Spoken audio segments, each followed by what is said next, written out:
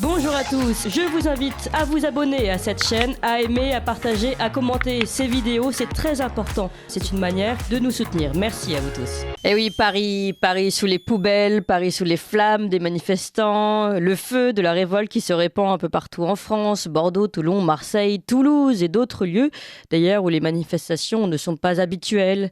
Eh bien, ce mouvement qui est soutenu par plus de 70% des Français, malgré les incontestables effets négatifs des poubelles au feu, eh bien Macron, lui, de son côté, est parti à Bruxelles les 23 et 24 mars. Vous l'avez peut-être vu, un voyage présenté par les députés européens Renaissance, le fameux groupe Renew, dans une vidéo qui a été incorporée dans un tweet où l'on voit Macron en costume rouler des mécaniques sortant de sa voiture, accompagné par ses gardes du corps, une belle mise en scène pour son entrée au Conseil européen, le tout en musique d'ambiance. Allez, je vous propose d'écouter cette musique.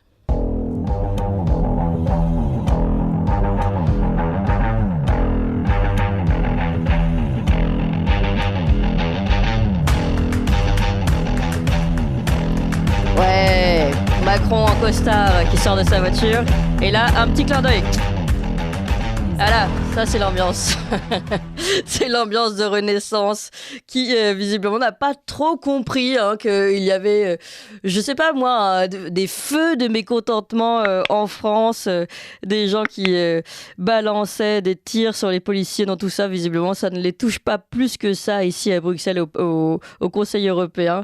Et puis alors 2 jours après, c'était Elisabeth Borne qui expliquait au Congrès Horizon à Paris qu'ils avaient fait ce pourquoi les Français les avaient élus. Écoutez Elisabeth Borne le samedi dernier. Nous réformons, nous agissons pour le pays. En juin, on nous prédisait le blocage et l'immobilisme. Aujourd'hui, certains voudraient nous réduire au 49-3, qui serait devenu tout à coup une arme antidémocratique. Mais enfin, Madame la Présidente de l'Assemblée nationale, chère Yaël, tu l'as dit, et nous pouvons le redire, nous avons fait ce que les Français attendaient de nous, construire des compromis sur des textes utiles pour nos concitoyens. Construire des compromis. Vous n'aviez pas remarqué que la Macronie avait construit des compromis pendant toute cette semaine. Et d'ailleurs, c'est ce qu'on attendait d'eux. Voilà ce que nous dit Elisabeth Borne, comme s'il fallait rajouter un petit peu d'huile sur le feu déjà bien allumé. Bref, pour eux, tout va pour le mieux dans le meilleur des mondes. Un discours qui ne fait qu'amplifier cette impression, si ce n'est qu'une impression, de décalage entre le gouvernement et les Français mécontents. Eh bien, pour en parler de ce décalage, nous sommes avec Nicolas Vidal. Bonjour Nicolas Vidal. Bonjour Clémence, bonjour. Fondateur de Putsch Media, évidemment les auditeurs vous connaissent bien. Je précise tout de suite, et c'est aussi pour ça que l'on vous reçoit, que vous avez 4 pages dans ce nouveau numéro d'éléments concernant cette réforme des retraites et de l'assurance chômage aussi d'ailleurs. Vous revenez 4 pages sur tout ce qui va arriver. Vous dites que tout cela est au service de la mondialisation et des cavaliers de l'apocalypse. On va en parler parce que c'est bien cette impression de décalage. Elle est peut-être aussi liée au service pour lequel s'est mis Emmanuel Macron. Oui, clairement. Là, vous l'avez dit sur le Conseil européen. D'ailleurs, il faut noter sur le Conseil européen, chers amis, que j'ai écouté mes confrères de BFM qui couvrent les conseils européens et l'un d'entre eux a dit que Emmanuel Macron s'était littéralement planqué pendant 2 jours. Emmanuel Macron a pris des portes de sortie, des ascenseurs dérobés pour ne pas avoir affaire aux journalistes. Et il a donné, bien entendu, une conférence de presse, vous le savez.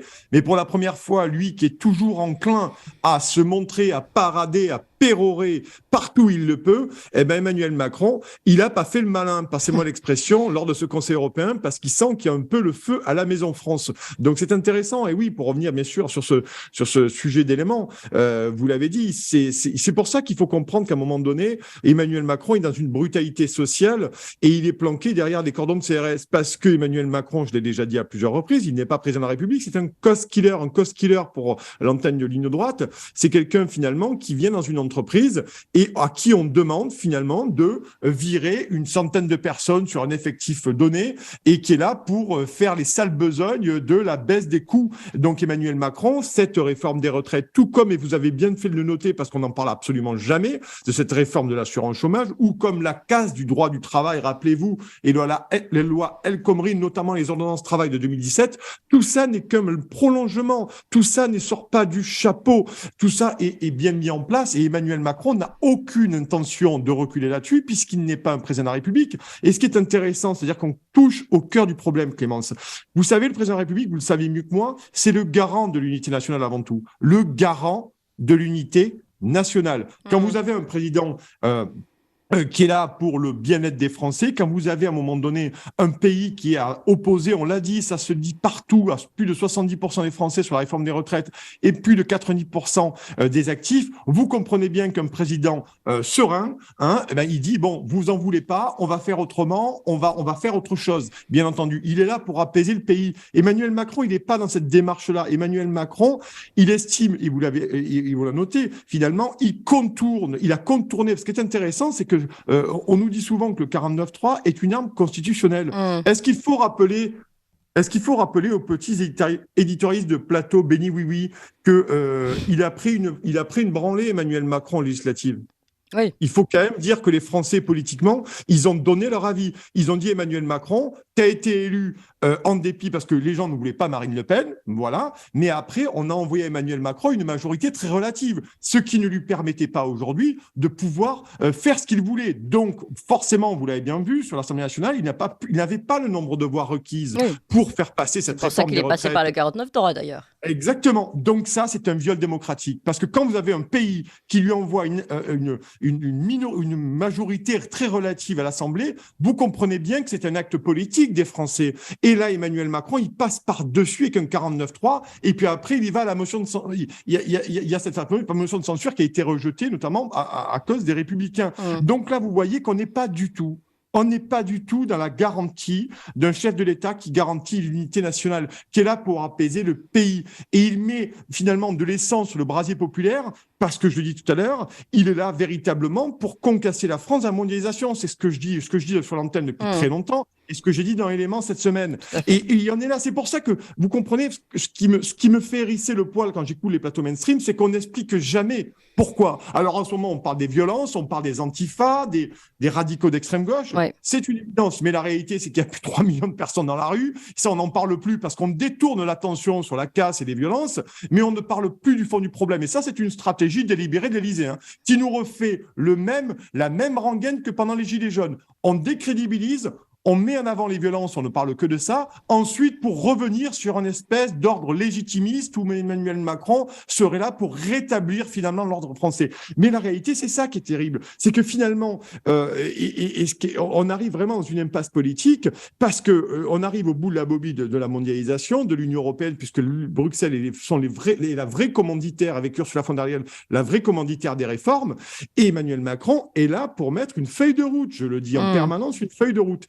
Et c'est pour ça qu'aujourd'hui, on se rend compte que la question de la démocratie, c'est pour ça qu'Emmanuel Macron nous parle de peuple et de foule. Il nous parle de foule qui manifeste, donc qui ne serait pas légitime finalement à donner un avis, puisque la foule, ça renvoie à l'émotion populaire, à l'inconséquence même de la réflexion politique, d'une masse abrutie qui n'aurait pas les éléments pour pouvoir réfléchir sereinement. Mais je rappelle à Emmanuel Macron qui fait la référence, que quand il parle de peuple qui élit des représentants et qui vous envoie une majorité très relative à l'Assemblée, lui, il n'écoute pas non plus le peuple. Donc Emmanuel Macron, il a beau jeu de venir nous sortir du Victor Hugo bas de gamme et hard discount, mais il n'y comprend absolument rien parce qu'en fait, il ne veut pas comprendre, Emmanuel Macron. Il ne veut pas comprendre. Et c'est pour ça que la situation est extrêmement, difficile et je suis très inquiet. Et on voit d'ailleurs poindre, parce que un peu ma référence, c'est le plateau mainstream, mais on voit aussi poindre aujourd'hui l'inquiétude. Hier, je voyais sur un bandeau d'une chaîne info, on lisait un climat insurrectionnel avec un point d'interrogation. Voilà où nous en arrivons. À partir du moment où vous gouvernez contre le peuple, je vous le dis en permanence, on ne gouverne jamais impunément contre le peuple. Et ce qui est intéressant, et je voudrais développer rapidement cette idée, Clémence, c'est-à-dire qu'en 2017, vous aviez Emmanuel Macron, le peuple français de 2023, n'est pas le même peuple français que de 2017. Je le dis en permanence aussi. Un peuple, finalement, une partie d'une population, une partie d'un peuple, notamment français ici qui nous intéresse, au fur et à mesure des crises, se politise, se politise. tease, vous avez eu les gilets jaunes, vous avez eu la réforme des retraites version 2.0, vous avez eu la crise sanitaire, on en a beaucoup parlé sur l'antenne, et vous avez aujourd'hui cette nouvelle réforme des retraites. Et ce que ne comprennent pas les conseillers de l'Élysée et notre élite abâtardie, c'est que le peuple, au fur et à mesure, se politise. Alors, ça ne veut pas dire qu'il prend sa carte à un parti, ça ne veut pas dire qu'il prend sa carte dans un syndicat, ça veut dire qu'il commence à prendre conscience de ce qui se passe. Regardez, demandez aujourd'hui, faites un sondage sur les gens qui connaissent aujourd'hui le 49.3 et qui sont en capacité de vous expliquer la motion de censure. Oui. Eh bien, c'est beaucoup de gens. Donc, Emmanuel Macron, aujourd'hui, il n'a plus le même peuple qu'en 2017. Il a moins d'autruches, il a moins de tubes digestifs face à lui. Et forcément, ça donne cette situation d'impasse politique qui est aujourd'hui extrêmement inquiétante. Je vous renvoie d'ailleurs aux médias internationaux qui font des articles, notamment j'ai lu le Financial Times cette semaine. Il y a des articles qui sont de plus en plus inquiétants dans le sens de la situation politique française. Pas pour rien d'ailleurs si Charles III a annulé sa venue. Exactement. Le problème avec Emmanuel Macron, c'est qu'il avait Charles III, il n'est pas venu, puis maintenant il a mis la pote. Donc c'est vrai qu'on y avait promis du Paul Bocuse ce week-end, il aura du flingue finalement avec Elisabeth Borne ce week-end. Oui. Mais blague à part, effectivement, on se retrouve dans cette situation très compliquée. Et parce que je crois, et souvent on me pose la question, on se dit, est-ce que la Ve République n'est-elle pas à bout de souffle ? Moi, je pense que ce sont les élites qui sont à bout de souffle. Oui. Véritablement, les élites à bout de souffle. Parce qu'Emmanuel Macron, là-dessus, il est comme d'ailleurs les Républicains, on a vu tout le travestissement populaire des Républicains avec en tête Éric Ciotti, qui pense exactement la même chose qu'Emmanuel Macron, ou que Retailleau, ou que Wauquiez, d'ailleurs, qu'on n'entend pas du tout. Donc, cette espèce d'élite progressiste, mondialiste, européiste a les mêmes plans pour la France. Et c'est en ce sens que divergent les intérêts du peuple français et de nos élites abâtardies qui ne répondent que, pour certains, je le dis bien pour certains, à des intérêts privés, à des conseils européens, à des pactes de stabilité et de croissance, il y a des indices, il y a des voilà. Et c'est pour ça qu'aujourd'hui, moi, je suis très inquiet, mais c'est effrayant parce que on se retrouve dans cet affrontement, cette lutte sociale à mort, cette lutte populaire à mort entre des élites françaises, une partie élite française, et une bonne partie, on va dire, et un peuple français qui n'ont absolument plus les mêmes intérêts. Et ces gens sont prêts à passer dessus les institutions, la démocratie,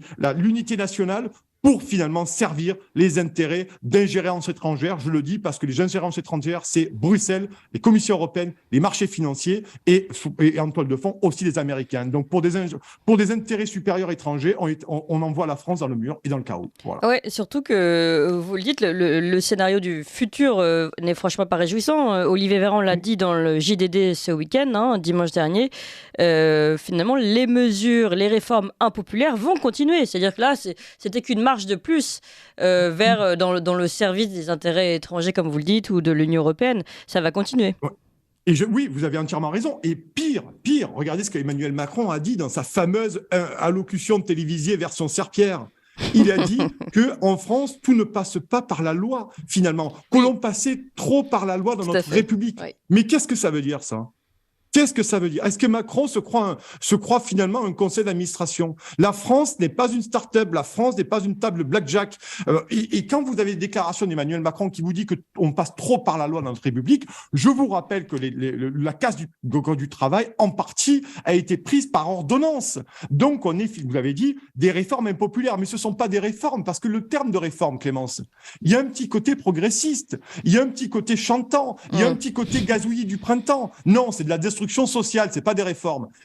En Bruxelles, on appelle ça des réformes structurelles. Non, c'est une casse sociale généralisée, préméditée, dont Emmanuel Macron et les sous-lieutenants de préfecture que sont Olivier Véran sont là pour les mettre en place. Donc c'est ça qui est intéressant. Et cette déclaration d'Emmanuel Macron, et elle correspond en écho à ce que vous disiez sur Véran, on passe trop par la loi dans notre République. Moi, je demande à Emmanuel Macron, qu'est-ce que ça veut dire ? Qu'est-ce qu'il nous promet pour les prochains jours et les prochaines semaines ? Vous voyez que là, véritablement, on est dans un affrontement et aujourd'hui, on ne sait pas de quel côté, vraiment, de quel côté la pièce va tomber. Vraiment. Qu'est-ce qu'il va falloir attendre ? Le chaos ? Il va falloir attendre que nous ayons des morts dans les manifestations, que ce soit des côtés des forces de l'ordre ou que ce soit du côté des manifestants. Emmanuel Macron, je crois que la stratégie du légitimiste qu'il a joué, la petite partition qu'il a jouée avec les médias mainstream qui ont joué cette partition pendant les Gilets jaunes, ça ne marchera pas. Parce que les Gilets jaunes, c'était des Français, des Français qui étaient sur les ronds-points, qui n'avaient pas les outils de production, qui ne pouvaient pas bloquer, ou quand ils bloquaient, ils se faisaient dégager assez rapidement. Et là, aujourd'hui, c'est beaucoup plus massif dans la population. Vous avez les syndicats qui ont les outils de production et vous avez des gens qui rentrent en grève. Enfin, Emmanuel Macron, il a quand même réussi à mettre en grève la Cour des comptes. Hein. Oui. Je ne sais pas si quelqu'un se rend bien compte de ce que c'est la Cour des comptes en grève. Même certains magistrats. Vous avez raison de le souligner. Il est quand même formidable, ce garçon. C'est le Gérard Majax de la contestation populaire et de la barricade. Hein. Vraiment. Hein. Merci beaucoup, Nicolas Vidal, fondateur de Putsch Média. Et puis évidemment, votre franc-parler à retrouver chez nous sur Putsch Média et dans Éléments désormais. 4 pages dans le nouveau numéro qui sort cette semaine, le numéro d'avril-mai plutôt. J'ai un mois de retard. Merci encore, Nicolas Vidal.